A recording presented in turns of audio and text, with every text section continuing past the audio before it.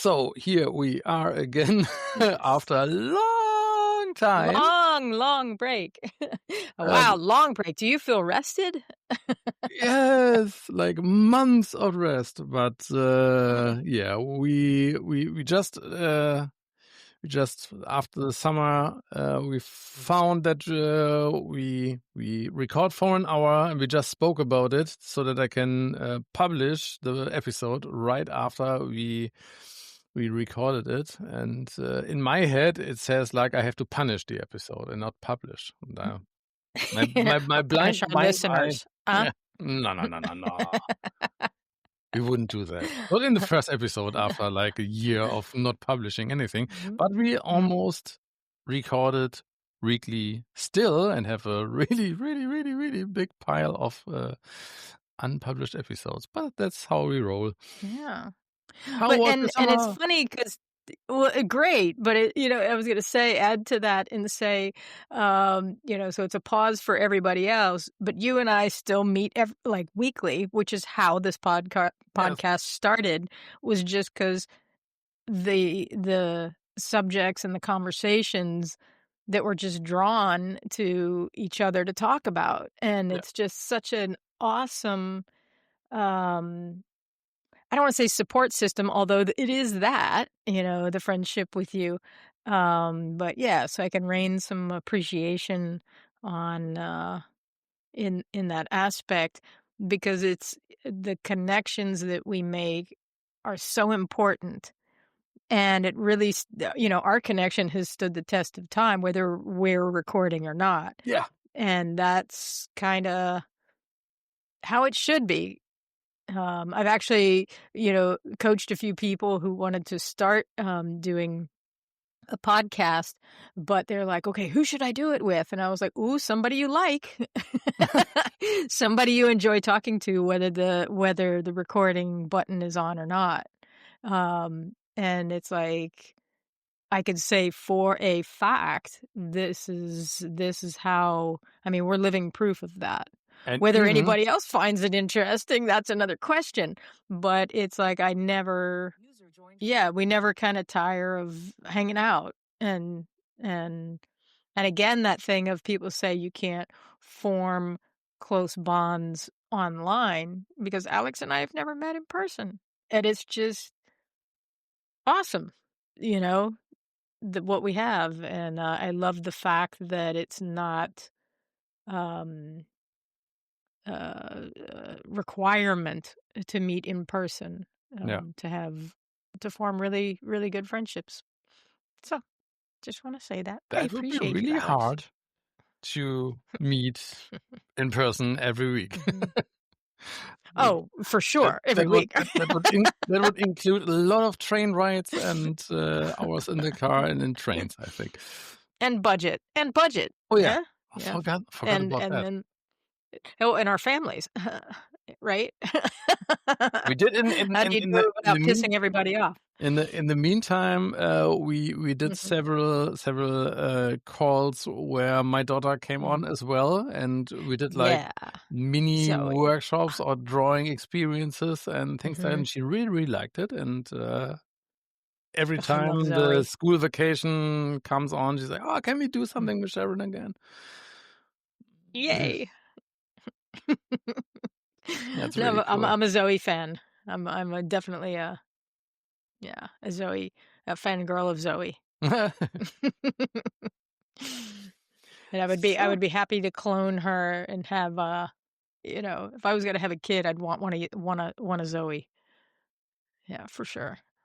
Since it's not going to take that long, since puberty is going to happen, I'm pretty sure the discussion comes up with, okay, we just buy a train ticket to France, put it on a train, go 4 weeks to Sharon, and then come back.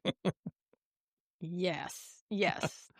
That would be awesome. Yeah. No. I'm waiting for the and now it's funny because we've known each other long enough that it's just like, ooh, that time is getting closer. Yeah. Send her to a week of summer camp or over here. That would be so cool. Cool. Speaking Well, of was it summer camp, yeah. where did you spend your the last week? We went to, Lydia had she was doing volunteering for an ultra marathon along the coast. It's funny because it feels like it's so far away, but when somebody was asking me like, "Where are you?"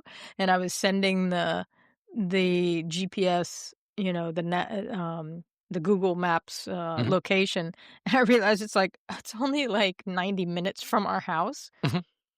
which is wild considering how, the coastline changes out here where we are in Western France. And so the topography can look drastically different depending on where you are.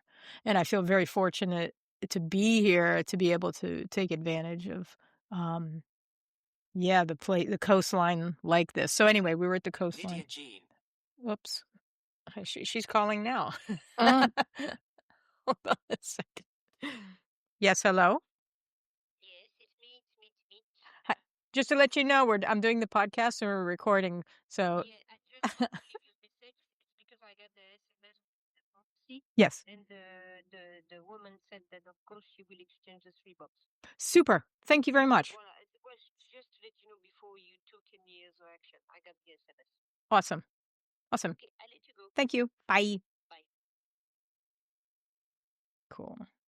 I was waiting. Sorry, folks. There's a call from the wife. I was waiting for the message about a thing I left at the pharmacy, and so it's ready. ah. See, yeah.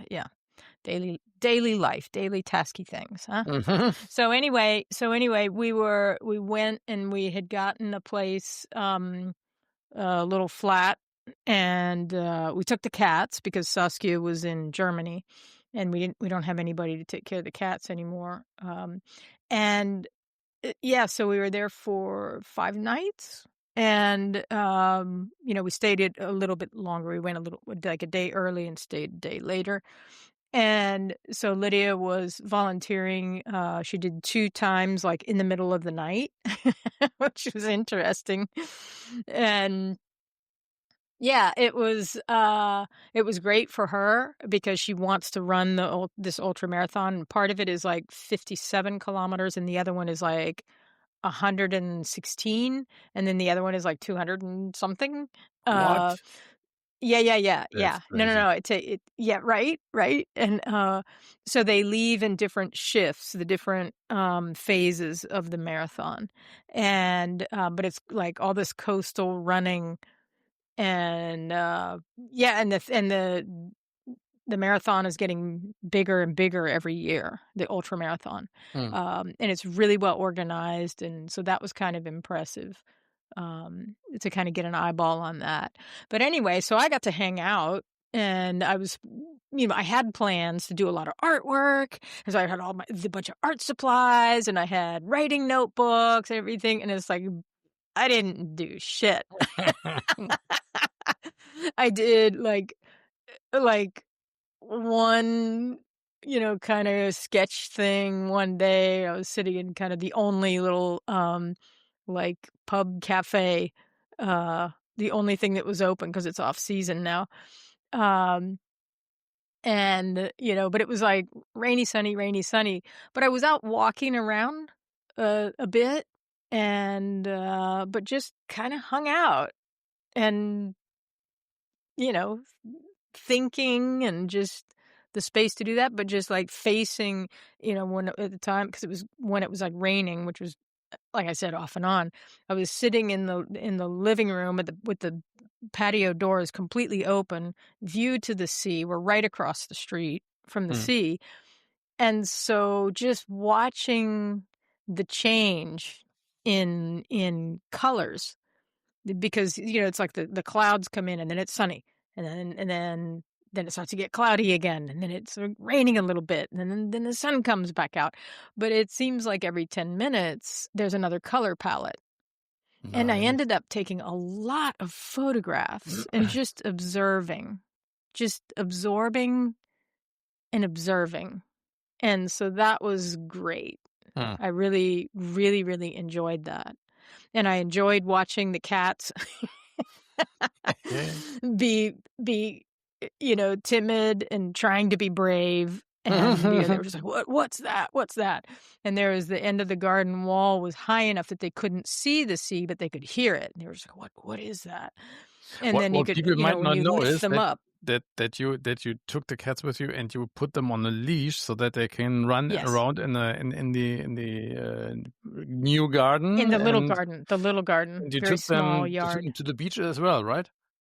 On the kinda next to last day, Yeah. we tried. On the second day, we never made it over the garden wall. They were, like, panicking, and we didn't we were just we had them in harnesses and on the leashes, but we got even close to the garden wall, but they got one look at the sea, the waves, and they were just like, "What the fuck?" Like, "Hell no."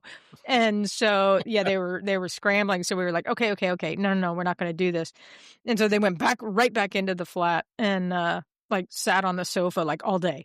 And so we didn't force them, and we just let them, and they weren't running around in the garden, they were kinda creeping very flat in the Mhm, garden. mhm. Which was funny, you know? And then what the other thing that was funny was that there were people in the flat above us, and they would come out on the balcony, these 2 women, they would come out on the balcony and have, breakfast or, the aperitif in the evening, and the cats were just, like, mesmerized. They're like, "How did they get up there?" And they're looking around, they're looking at the building, and you could see, like, the wheels churning in their little fuzzy Nice. heads, Uh-huh. and they're like, look like, "How the hell they go? I don't see any countertops or the top of a refrigerator to jump up on and access the balcony. That cabinet is really high." How did they get up on that cabinet? It was funny to watch them. They kept going out far enough where they could turn around, and the cats Full did a in lot of staring up at the balcony cat cat with just processing this. mode. Oh, full on, full on. You could just see, like, the mathematics, Mhm. going on in their heads, which was really funny, because they're totally confident in our garden, Yeah. and so it was funny to see. Especially Benny, because he's just like, I'm the king of the garden here. But over there, he was just like, Mm. and he would get really flat and like snake back into the into the flat through the patio door. And I've got lots of pictures of them. But it was great with the harnesses and the leashes. Mm. The lines is more than just a leash; it's a longer line that I had tied them to a drain pipe, and so they could come in and out, and they would just sit out on the covered terrace. Or they would come inside, but I could leave. The weather was really nice even when it was raining. It was warm enough, so I could leave the, patio door wide open, and I didn't have to worry about the cats, you know, getting out or Mm. escaping. Mm. So they were attached the whole time. I still kept an eye on them because I'm not, fully ready to trust that something would startle them and they would get out of the Yeah. harness. 'Cause they have been known to do that on occasion. I try a really smooth Yeah. transition now from Mhm. Okay. Yes. cats are really good at self-calming, and I wrote down when we talked the last time that you had something to talk, but you would like to talk about on the record about self-calming on the one hand side, and another topic on the other that I would wait Mhm. to bring up after the Mhm. self-calming thing. But what do you remember what you were thinking about the self-calming thing? Okay, well, I'm laughing because it's like, okay, that was like the 8th of September when we had that conversation. And Yes. of course, the way that I take notes, I just have self-calming and then circled with a really bright color. It's like, okay, we need to talk about that. What the hell was I going to say about it? But I had some other stuff around it that was like, okay, that's probably close to it. But actually, it's the perfect segue talking about the cats being, stressed and having anxiety. Um, so thank you for that excellent segue into that because it is one and the same with the um, what do we do and how do we set ourselves up for feeling um, uh, kind of supported or something that we can trust in, something we can like put our feet on and feel confident and secure. Because the self calming, um, it's like how do we do that? And a lot of people that I come across, they don't, I want to say, have a plan. A lot of people don't even think of it. And sort of the thing of they think of self care. When they speak about self care, it's always post care, not Mm, pre care. mm, So the self calming thing is like, what do we do when you know, and how can we build awareness around kind of our central nervous system? And when do we notice when we're out of balance?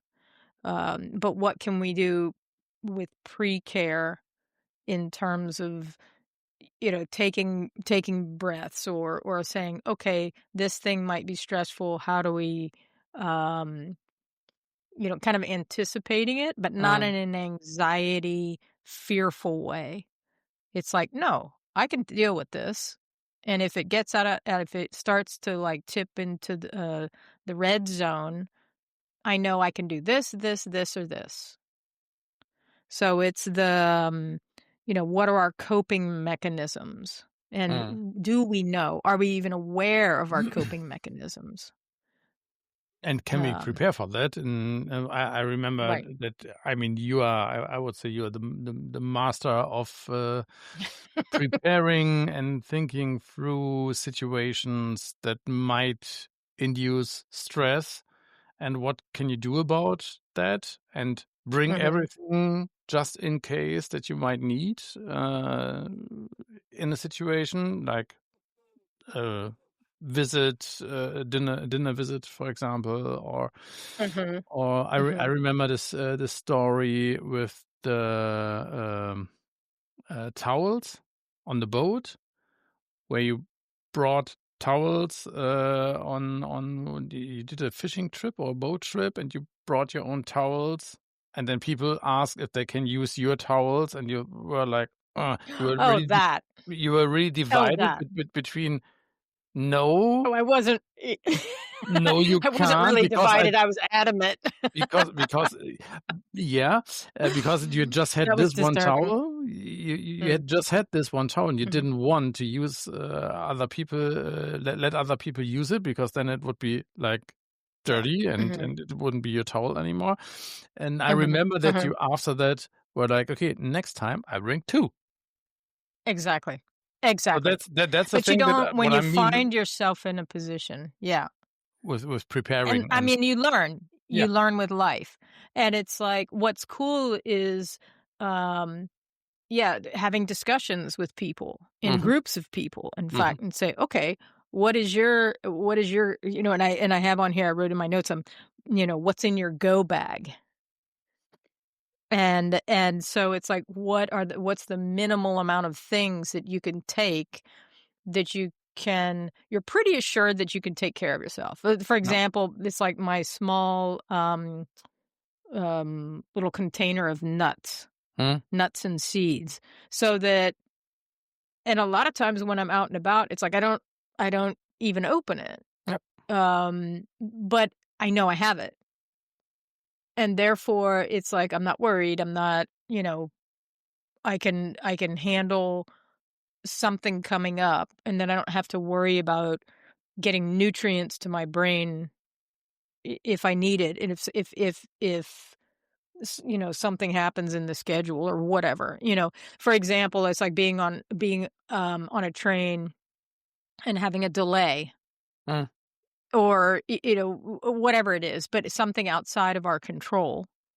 And so it's like, can you the pre-care of like what can you put in your go bag that's minimal to carry that kind of will help things help us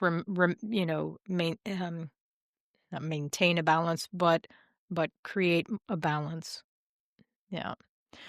For me, And I think so yeah, since go I'm a ahead. I'm a dad, I still Mm, always carry these little packages of wet towels that mhm. are normally for you use for changing diapers, but Yeah, those smell that's really bad. they smell really Those are bad, and I so hate the gross. smell of those.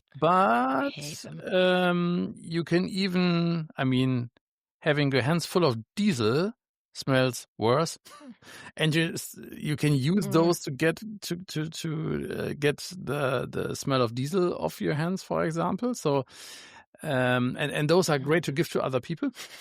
If anybody says, does anybody have a Yeah. towel or a paper towel or so?" And it's really great to have those. Mhm. And I try to always have a small bottle of water on me when Yeah. I leave the house for just in case.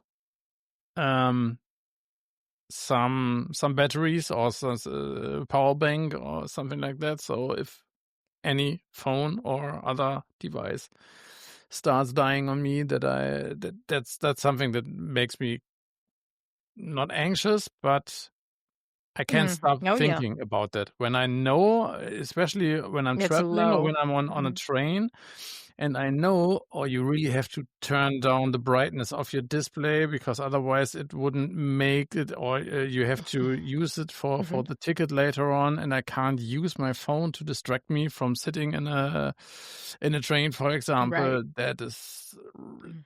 really annoying and disturbing. So because Yeah. it's some kind of calming when I'm sitting Mhm. in a metal box full of other people, just to have something to distract me from that. Um, Mhm. and yeah, seeing the battery going down, down, down is that's not so good. So, Mhm. I'm but like they are that heavy. in a doctor's office or something, because especially if there's a bunch of kids in the doctor's office, because 'cause I'm just like, and they're, like, coughing and the parents aren't covering their mouths, and I'm just like, "Oh my god, I'm gonna get sick. I'm gonna be so ill just from going to the doctor Yeah, for my thing. I'm gonna leave and then be ill because, and I'm just like, and and I'm not a germaphobe, but it's just like, no, that's the reality of the situation you're in.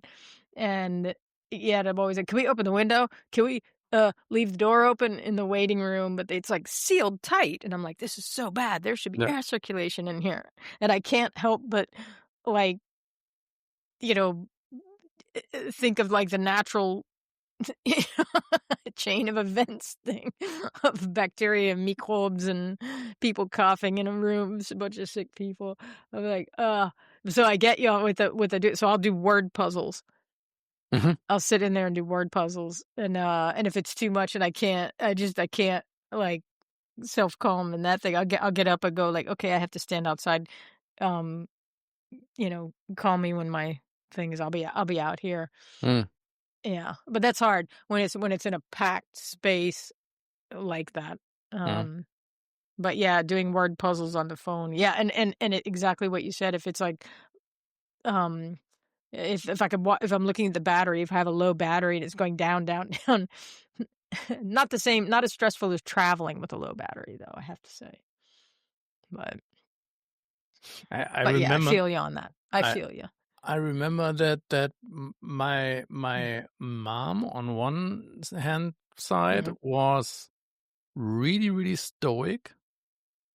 So when I learned through Tim Ferriss back then about Stoic philosophy and so, Mm-hmm. I I found a lot of things that my mom did because she always said like, okay, if I can do anything about it, so then I'm not going to worry about it.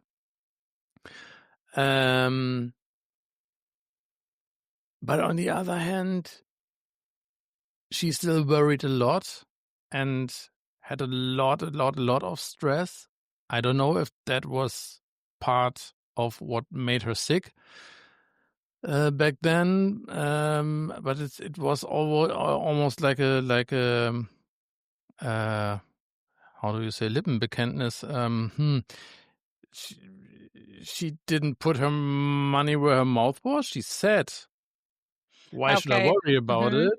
But deep down, or she was anxious and she was worrying about it, and Mhm.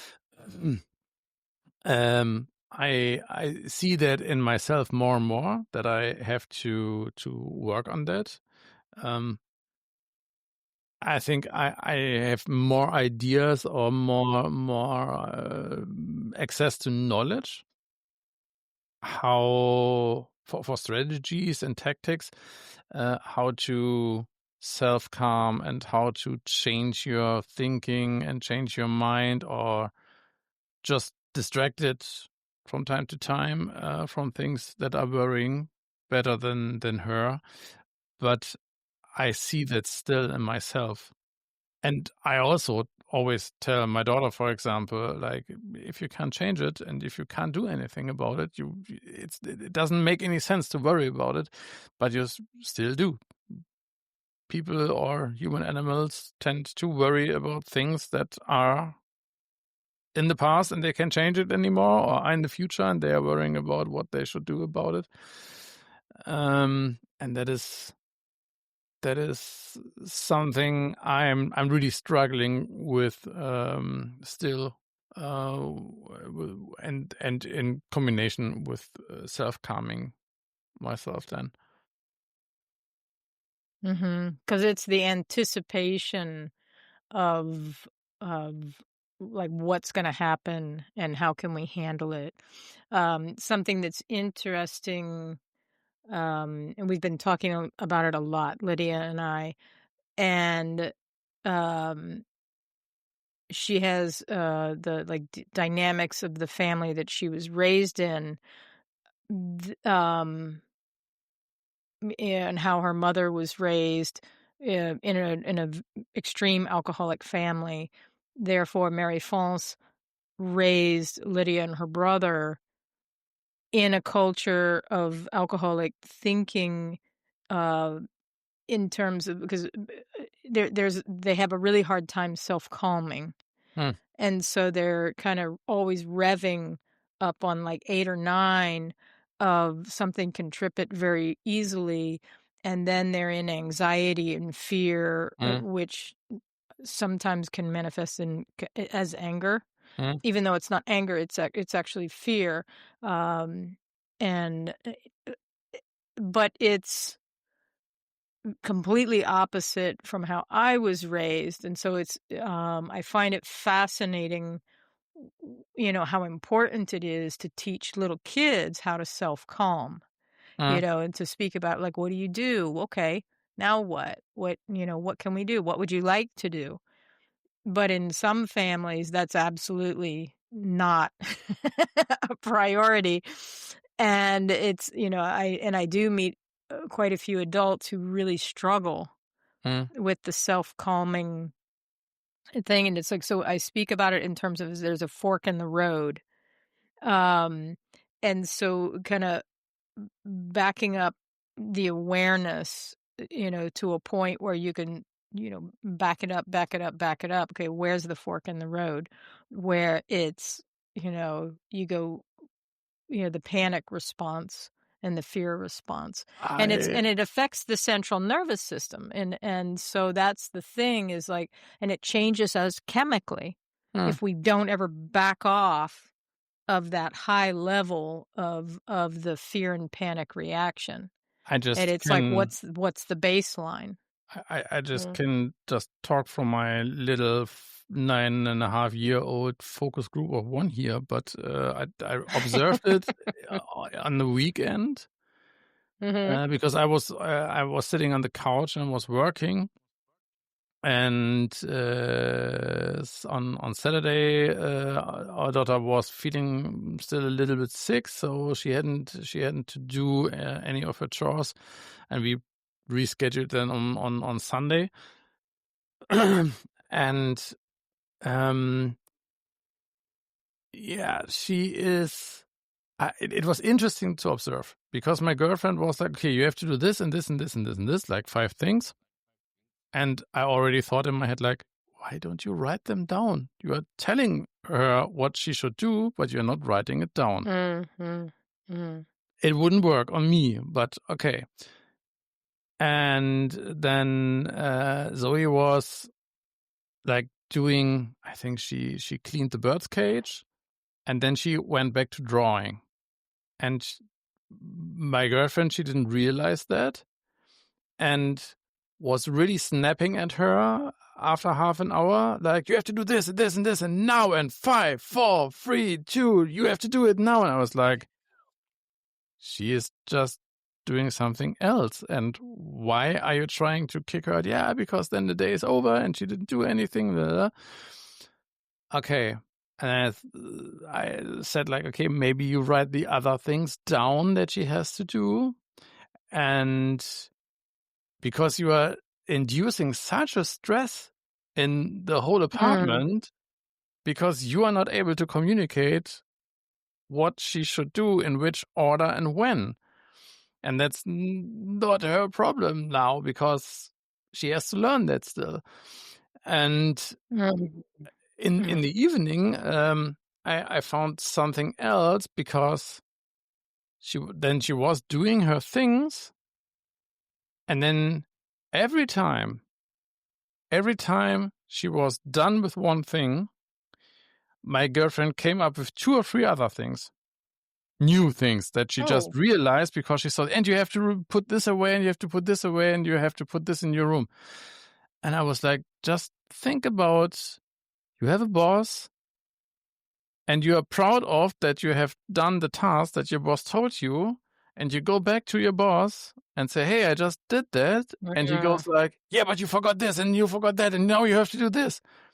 Do you know what the result is going to be? No, what would be the result? I said, the result would be that I would work so slowly that you can't put anything up my plate, because that's not fun. I do things and I can tick things off my list, and just because you just see something else, and I'm pretty sure that my girlfriend has some form of ADHD as well, because she's so impulsive and she suddenly sees things. And I said, you can't do that. You can't start with a list of 5 things. And when these 5 things are done, every time one thing is to tick off, you come up with 3 new things. Then you have to write a list of 15 things you have to do. Yeah, but I just see them then in the moment and say, yeah, but then you can't put them on her plate just in that moment, just because you see them. Right. She Right. Give never it gets the to feeling somebody that it's ahead of time. that it's done, because why should she fulfill a task if she knows, okay, when I do this, when I'm finished with that, then she's getting to put 3 new things on my plate that weren't there before. So she's going to be really, really, really slow next time. That at least it would be my strategy. Then I would and that does happen. That's it's rare when it goes any other direction. Yeah. And and the little And it's one, the stability and the predictability that's important. So that it's like, if somebody knows that they do this, then that's done. But if you give somebody the big picture, even people who aren't necessarily big picture oriented, they know what's coming in the future.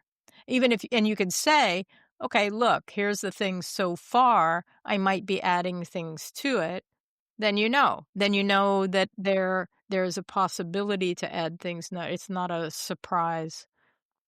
Yeah, but when you see them in front of you, when you have a list on paper or on an iPad or whatever, and you can see, and you put new things on there, then you can say, okay, I just realized that this, and this has to be done as well. When do we do that? And how do we prioritize them? And are there things that you can cluster? It's like this, you have to put clothes back in the closet now. And I'm like, why? Right. You can just write down which pieces you have to put away, and then you can do all at once, and not every half an hour another piece, because you see them just in that moment. That doesn't make any sense, because it's really ineffective. And it makes it feel out of control, that we don't have Yeah, totally. control over our what's going on. And that is Um, really important for being able to yeah, self-calm yourself. If you have no control absolutely. about To anything, then you self-regulate. how should you self-regulate and self-calm yourself if you haven't the feeling of at least a little bit of control over the situation? Right, right. And I go back to, like, watching the cats when we were, Mhm, at the seaside. Um, so I brought, like, the fuzzy blankets that we have on the that we keep on the end of the couch that we cover ourselves with when we're mhm, watching a movie, because the cats like that. They get on it or under it. So I brought, 3 toys that they particularly like. I brought, 2 of the little cat bed things, and, so I packed them a bag. And so before when we came into the flat, I quickly took those out of the bag and put them on the couch and put them on a chair, and put the toys on the floor. And so that when we took them out of the cat carriers, it's like when they started to explore, they were like, "Oh, our stuff is here." mhm, So to making it familiar, making it like the on-ramp, mhm, enough familiarity. There has to be a certain percentage, and it depends on the person, depends on the cat. But we're all animals, we're all animals. So it's like, with the self-calming formula, when I say, "What do you need?" And how can, you know, you make it easier to kind of return to the baseline of self-calm. Because it's not saying that you don't ever, like, get emotionally unbalanced. That's ridiculous, because mhm, we all, that's just, human nature and animal nature. It's like we're all going to get out of balance, but it's like, in what way can we get back to the baseline? mhm, And what does the healthy baseline look like? What is that? Where is that? But it's like for the cats, it's like I tried to do as much, and I do it with people as well. It's like, what's familiar, what makes you feel good, and what is something, even in a place where you're not familiar with it, what will make you kind of connect with the message of everything is okay, mhm, because we have the particular food that they eat, and then there's the particular nighttime um bedtime ritual where I give them a different snacky thing. It's like, okay, it's bedtime, snacky snackies. And so it's what you say repetitively and how you do it, so we keep that the same, so that they know that, okay, that's the same thing here also, even though the mhm, place is weird or different. And so it's the same thing with people. It's like, what can you rely on? And if you can't, helping somebody do it, because of course with kids, it's, and as you're learning how to do that, and it would be interesting to ask Zoe questions around that. She's such a great, like, lab animal.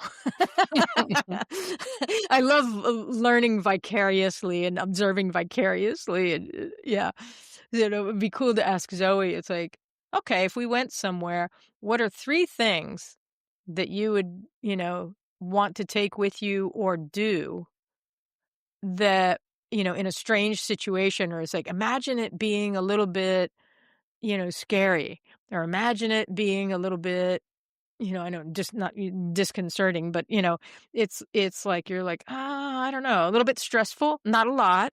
Don't go for the heaviness of it. Take low hanging fruit type yeah, stressors, but ask her the question. But this is how kids learn, and this is kind of what my mom did without actually intentionally thinking of it.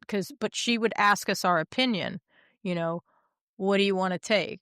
What do you want to pack? Because a lot of people pack their mhm, kids' stuff for them. And my mom was really good. at teaching us how to make decisions. Um, and I know this is gonna I could say why she did that was she wanted us to be independent because, she had melanoma, the skin cancer, when she had my sister, when she was pregnant with my sister, Mm. and so they right after she gave birth to my sister, they removed it. It was in the middle of her back, um, but at that time, at that era, it was, if you had to do something like that, it was pretty radical, and, survival rate was low. So, she was free and clear the year, pretty much after that, because I was born 11 months after my sister. Um, but, you still don't know if it's gonna come back. Mhm. And so my mom always had in her head, it's like, "I want my girls to be independent. I Mhm. want my girls to have a good life and to be able to advocate for themselves." And so that was the driver. That was the First, driver. I Yeah. just remembered something, and I remember 2 Mhm. things. I remembered that tomorrow would be your mom's birthday. Yes, I yes, it I is. That's what I celebrate. I s I put that in the calendar. I just, remembered. Wow. Oh, And that touches me. I Mm, r I remember mhm, as well that my mom always, mm, told me she was always, and always wanted to be independent, mhm, but for other reasons, because my great-grandmother, so the not stepmother, the mother-in-law of my grandmother, mhm. Okay. Mhm, in which house when my grandfather, he died when my mom was 6, I think. mhm, And then all the 3 sisters, my mother's mom and this mother-in-law, and 2 or 3 other people, they all lived in the house in the city here in Bielefeld. And, this great-grandmother always said to my mom, like, "Pray that your mom doesn't die, otherwise you end up in a foster home," or something like that. Ah! Wow. And that is something that scared her all of her life No shit. until she was 18. And on the other hand, that's That's why fucked up. she always, yeah, definitely. And that's why she always wanted to be independent and wanted to get out of this house and build up something for herself. Just remembered that. Wow. Wow. And of course that has an impact on the kids she raises, Mm. for And sure. I don't even That's the know knock-on effect. if my Mhm.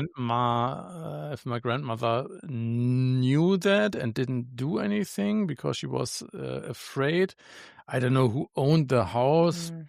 No idea. If she really could have done Hmm. that, I have no idea. But that must have Yeah. scared the shit out of her as a Yeah. kid. And again, it's like what people say to kids, it's crazy. And it's, Lydia's mom, here's also the difference. It's like, you know, my mom and Lydia's mom kinda came from a hard family situation. Um, um, and, but how it manifested was so, so, so different Mhm, in the raising of kids, and the messages, because my mom, it wasn't fear-based at mhm, all, mhm, even though what was driving her was fear-based, mhm, which was what makes it interesting. And so the best thing she could do is raise the most independent, emotionally healthy, physically healthy kids mhm, possible. That she was thinking that's okay, that's, in preparation for maybe she wasn't gonna be there.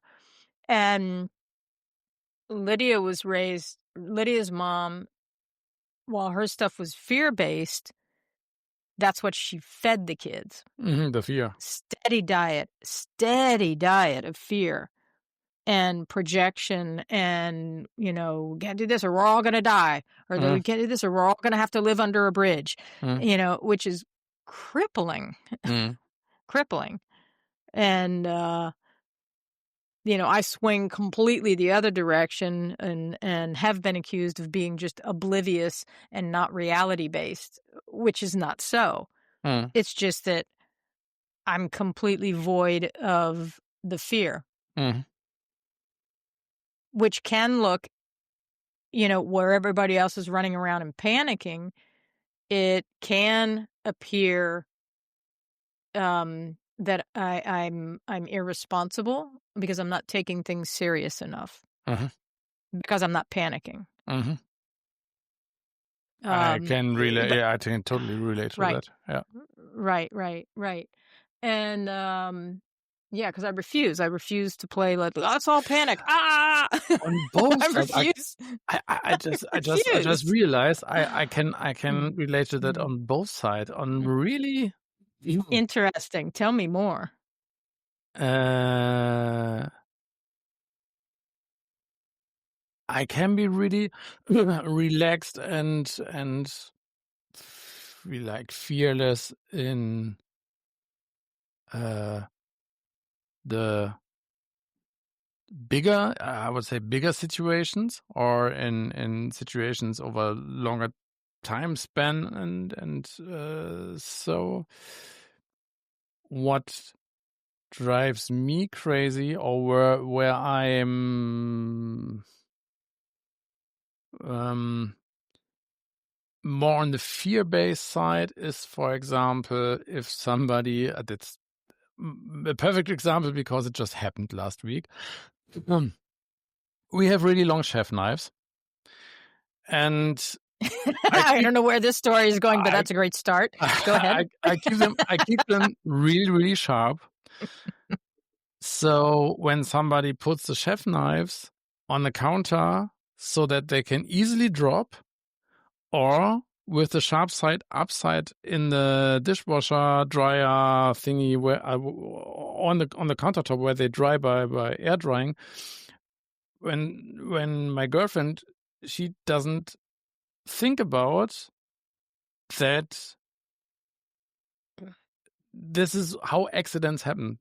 And that is something which is where I get really fear-inducing and say, don't fucking do that, because it works 1,000 times, and the 1,001st time this knife drops on somebody's foot, or somebody grabs into it accidentally and really, really hurts the hand. Those are things where I think, okay, that's if fear doesn't work there, then what should work? That people don't do that, and don't create dangerous situations when it's totally needless to do that. I love that. I love this story. And it's like when people come to visit here, I say, okay, we only have a couple rules in this house. Accidents are frowned upon, and dying is forbidden. And that's it. Okay, everything outside of that, we're pretty good. But I remember my dad, my parents got divorced when we were like 6 and 7.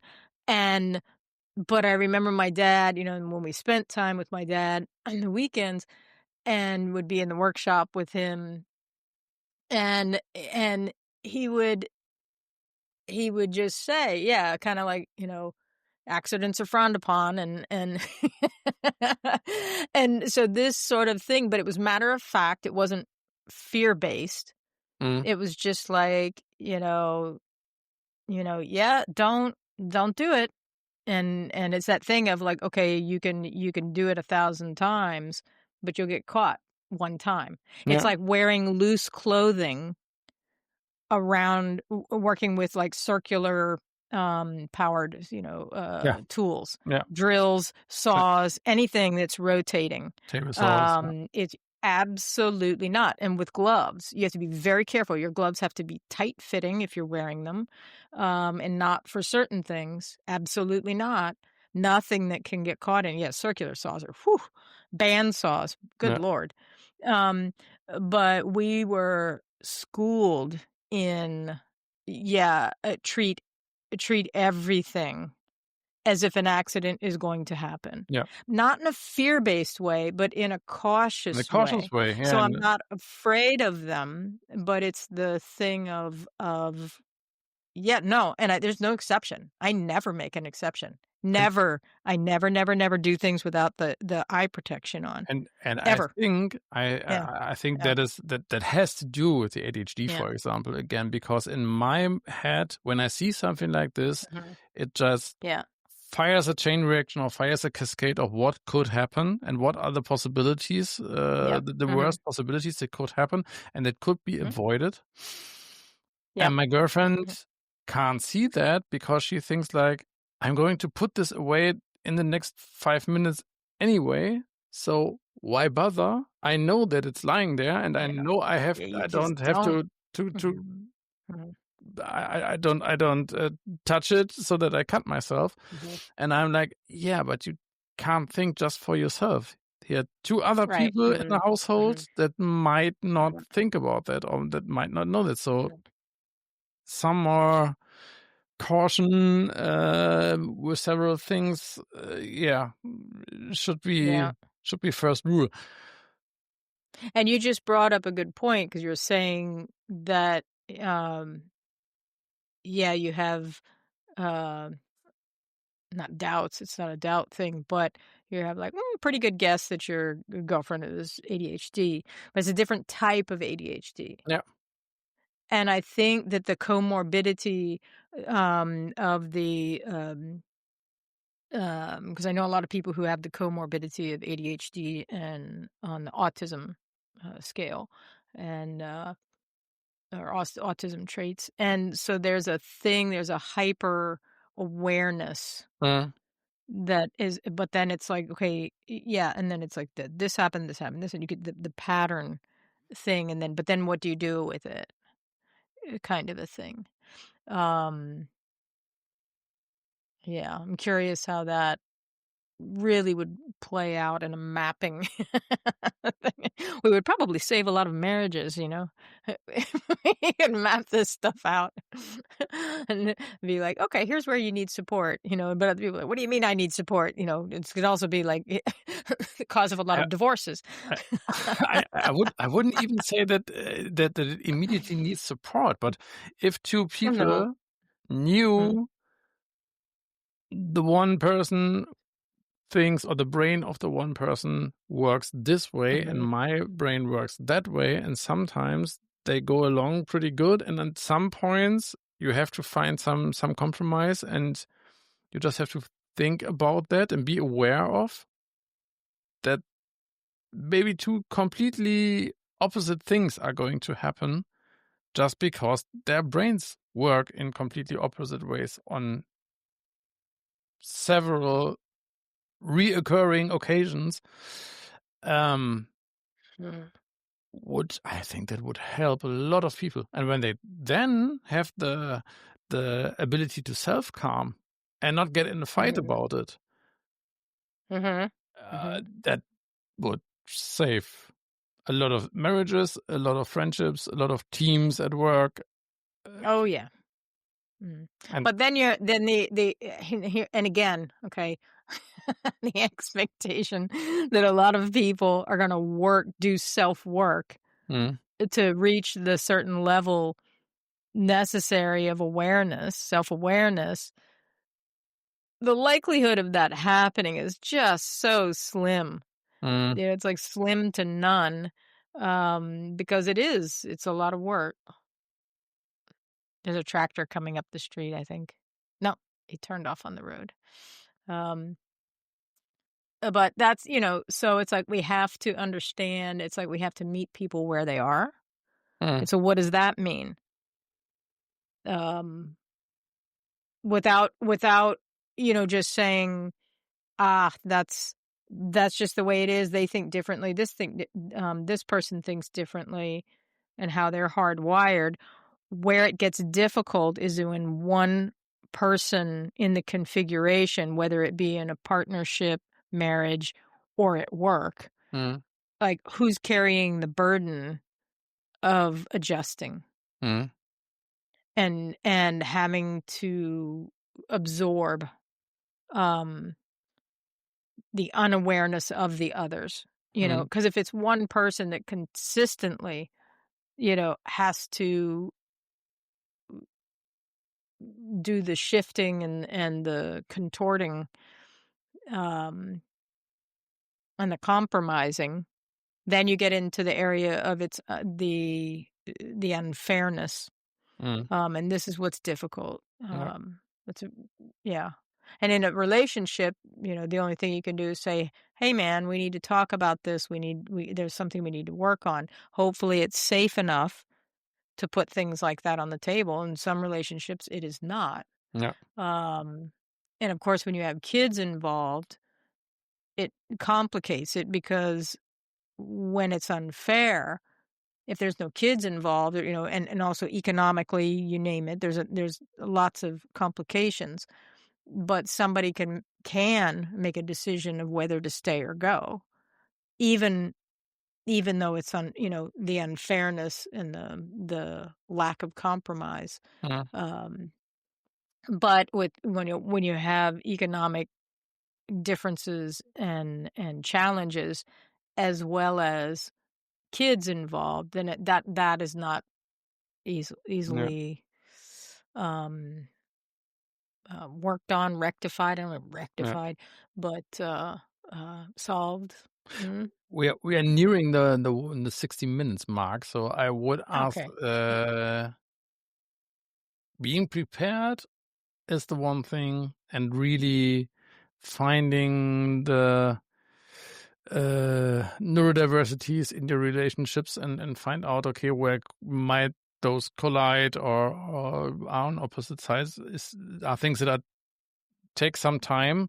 Um, are there some 2, 3 things you can tell from the top of your head that work self-calming, or might work for self-calming, that you use, or that you advise Again, it's very people? personal. It's very personal. Um, when it's just about going someplace, it's, for me is like whether I use it or not, I have earplugs Mm. for sure. Uh, a snack for sure. Water. Um, it depends. If I'm going someplace that's very, very social, I would prefer to drive, Yeah. so that I can leave when I want to. It's like anticipate what I do. Here's kind of how I do it is I kind of envision myself. Now this is an interesting question, follow-up question for you. Is like if Mm. you can't imagine, how do you do this of what I'm getting ready to tell you? Mm. So what I do is I imagine myself in the situation. I imagine it being perfect. I do kind of like the whole thing. And it's like I imagine it being, then I start to go, okay, what if it's too hot? Because then I'm like, well, okay, what am I going to wear if it's too hot? What am I going to wear if it's too cold? Mm. What am I going to wear if so it's the thing of like, what if it's this? What if it's that? But it's happened so fast. I do it and I'm so used to doing it.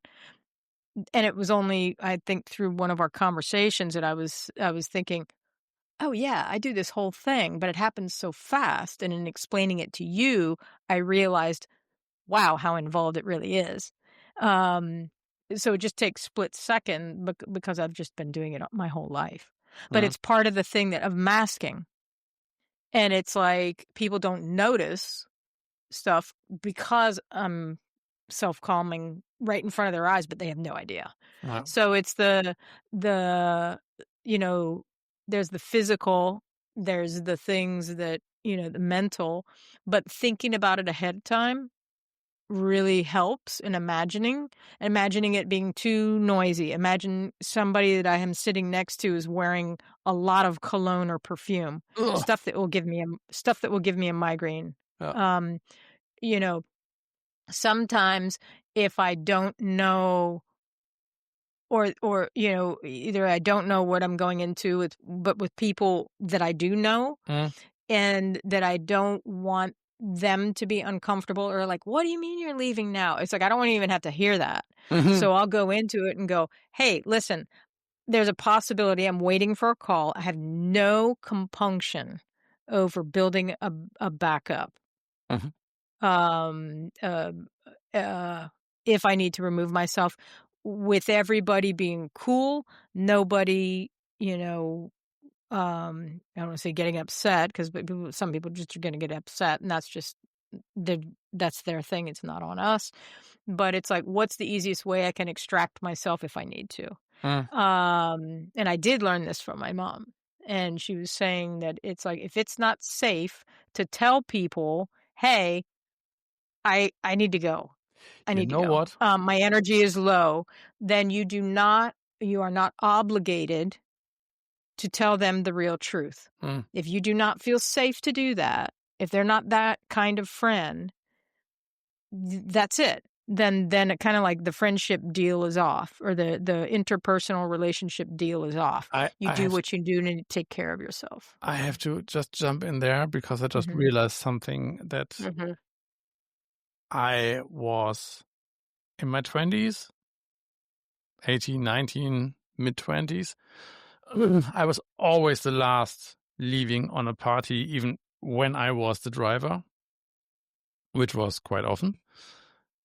And I didn't realize why that was until now, Ah, because interesting. my parents, I when there were parties or birthday celebrations or something like that at our house, they always would say something when somebody was like, okay, we have to go, and all those, no, one more bite to eat or one more drink, or just you can't go now.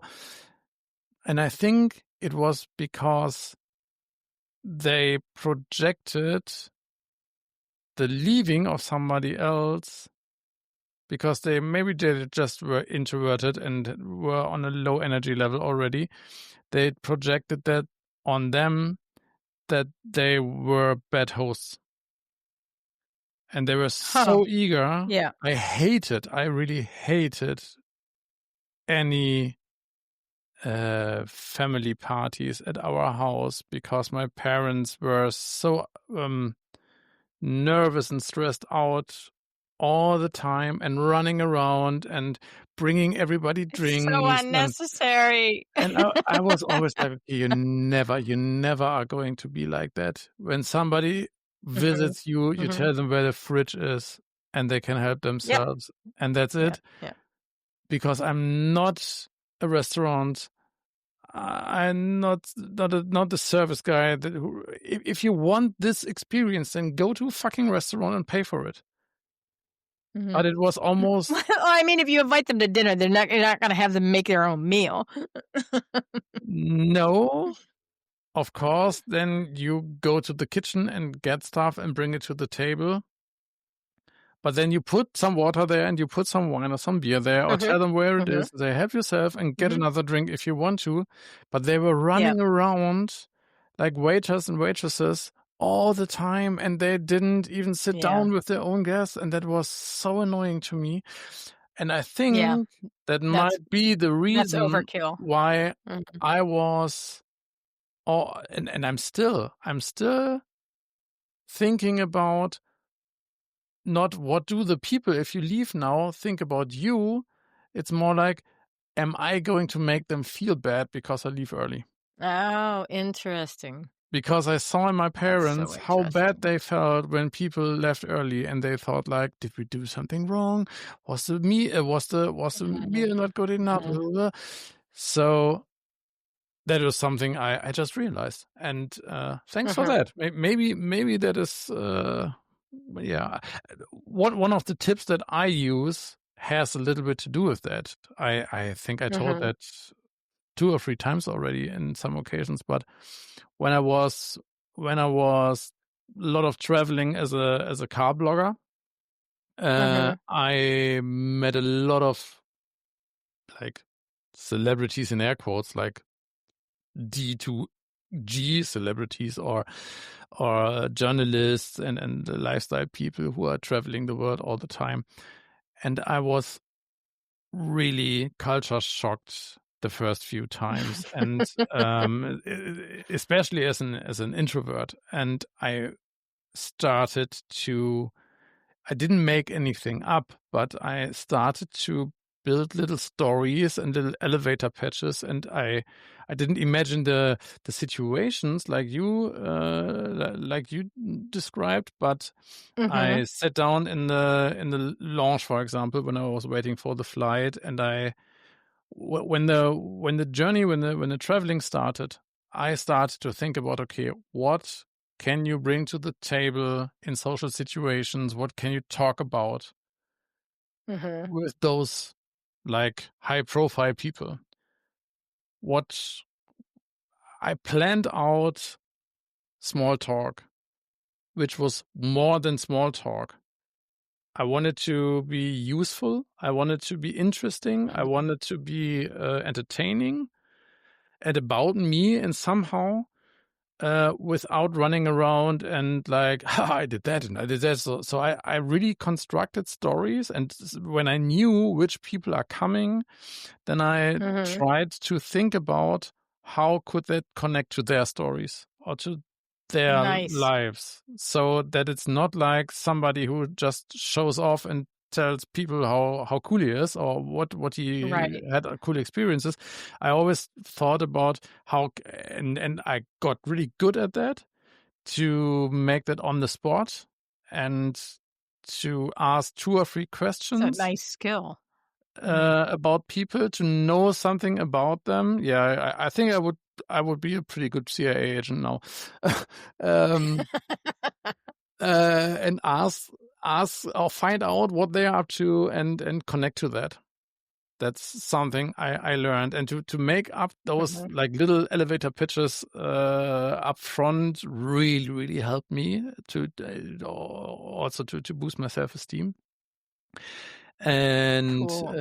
also what I learned from an uncle of mine is to memorize 2 or 3 longer jokes Mhm. so that you can really tell this. And Zoe brought a joke from school. I don't remember it anymore, but she Mhm. brought a joke back and she told it, and the joke wasn't that bad, but she told it really bored. She No. just wanted to get. She didn't get and she normally she knows how to do Mhm. that, and I said Mhm. to her, "Joke's cool. The delivery, you have to work on that." And then I told Yes. her the joke back and made it interesting and with 2 or 3 different voices and a little bit more exciting. So, yeah, do you get it, the difference? If you're just telling it like this way and you just wanted to get it over really fast, and then you mix up the things, or if you make it like this and then you put a pause in Mhm. there and then you get really loud, and that's something I trained, and Mhm. Mhm. when I hear a good joke or if somebody tells a good joke, I write it down in my Mhm. phone. Mhm.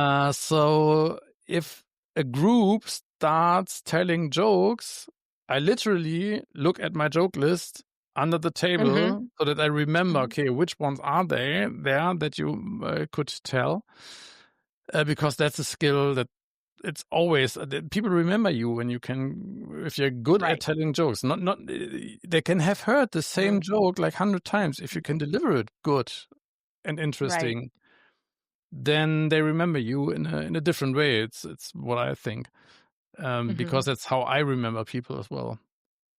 For And sure. the third tip that is really practical, and that's why I don't think about if somewhere it's cold or not cold, is I always have a t-shirt on. I always wear a hoodie which I can take off, and I always have, Mhm. and that's why our car looks like an H&M store. Uh, I have always 2 jackets in the car, one for rain, one for cold weather. Mhm. Yeah. for every Yeah, person. So the emergency backup bag. we have at That's what I least like about six jackets in the. Oh no, we have 2 jackets for me, 4 jackets for the kid. And when my girlfriend gets cold, she gets one of my excellent. jackets because she never thought of this. She just like goes out of the See, door, that's what Lydia does. gives me her stuff. Like, oh, can you carry this for me? Why don't you wear pants with pockets in them? Or why don't you take a bag with you? Because you can. Your bag is so big. Yes, it's full. You have to carry your stuff yourself. Okay, give it to me. I find a place. But he's never prepared because I am prepared all the time. She doesn't have to be prepared because she can rely on me that I have everything there, or I find a solution. If there comes something up, then I buy a fucking jacket. If or a t-shirt or a pullover or a hoodie or whatever. If somebody gets that cold that they might get sick, then I find a store and I buy something. Problem solved. Yeah, yeah. It's interesting, you know. It's like in couples, it's like which one is the the ass coverer, you know, it's, you know, so when the zombies attack, like who's gonna be well, Lydia already says, she goes, God, if the zombies attack or it's the end of the world or something like that, she goes, if I didn't have you, she goes, I would die by the side of the road. And I don't want to say that, you know, Sharon's got the snacks. Because I prepare for everything. It's like, okay, if this happens, then this is the first thing we're going to do. This is the second thing we're going to do. This is the third thing we're going to do. And when everything turns to shit, okay, then imagine, you know, it's sort of like the imagining from Jane McGonigal. And I was like, oh, okay, yeah, I totally get that because I do that naturally. And I've done it all my life. So it's the thing is yeah, it's a real asset. But it is true that, you know, when you're like that, your partner tends to, they tend to atrophy on that side. And I have a because they know we're like this. I have a fourth tip or thing that you can buy, and that is a belt. It's my purse now. It's like a belt with a zipper in it where you can put money in. So I've always like 40. I just use this belt in every pair of pants, and there's always like 20 or 30 euros in there. So I've always emergency fund. Yeah, I've always money in there, and that gives me enough calm to know, okay, you can always pay a taxi. You can always buy something to eat or to drink wherever you are. You even can buy a jacket or something, or whatever. You have always some money on you, whatever happens. That's really, really good. It's calming. Yeah. That's, for me, it's calming to know, okay, you have something. Yeah, yeah. I either have that or, you know, and pretty much always the bank card. But you don't know. You don't know sometimes if you know, if you can use the bank card in some places. Yeah. So it's but yeah, always the thing of, you know, can I if there's a bank can I solve a problem? Yeah. Sometimes you have to drive like 10, 20 minutes or so to get to a bank.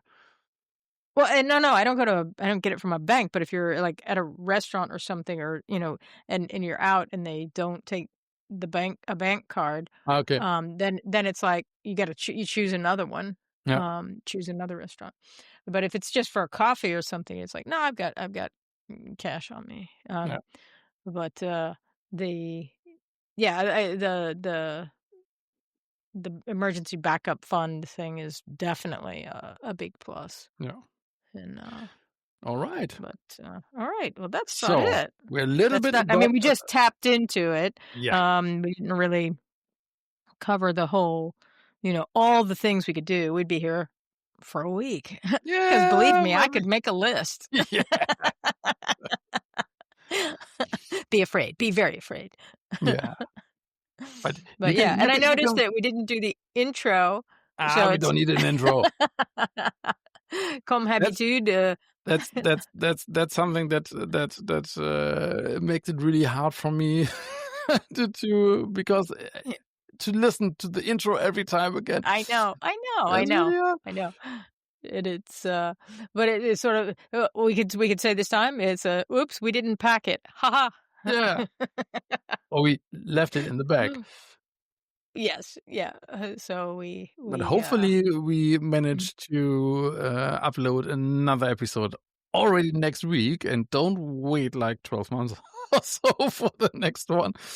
there we go, there we go. And Yeah. send us your tips or your things that self-calm you or how you prepare Mhm, yourself to be calm and mhm. Yeah, I'm in always looking for stressful. other tips and Yeah, tricks yeah, and hacks. yeah. So, That's yes, really cool. please. Yes, please. And, but basically, for those of you who are not familiar with us, every week we serve up a delicious buffet of neurodivergent topics, discussions, questions, and explorations around the subject of living and thriving as a neurodivergent human. And we talk about, we enjoy talking about and celebrating how people like us can not only thrive in today's world, but prosper because the world desperately needs neurodivergent humans to bring real transformation and evolution to mankind, especially right now, folks, especially right now. Yes. Yeah. And we are the keys through the shitstorm of a one-size-fits-all world, and that is no joke. That is no joke, and we are really great at improvising and making an intro into an outro. Thanks for that, Right, Sharon. right, Yeah, right? awesome. Alrighty, until next week. Excellent. Until next week. Have a Bye. good week, everybody. Bye.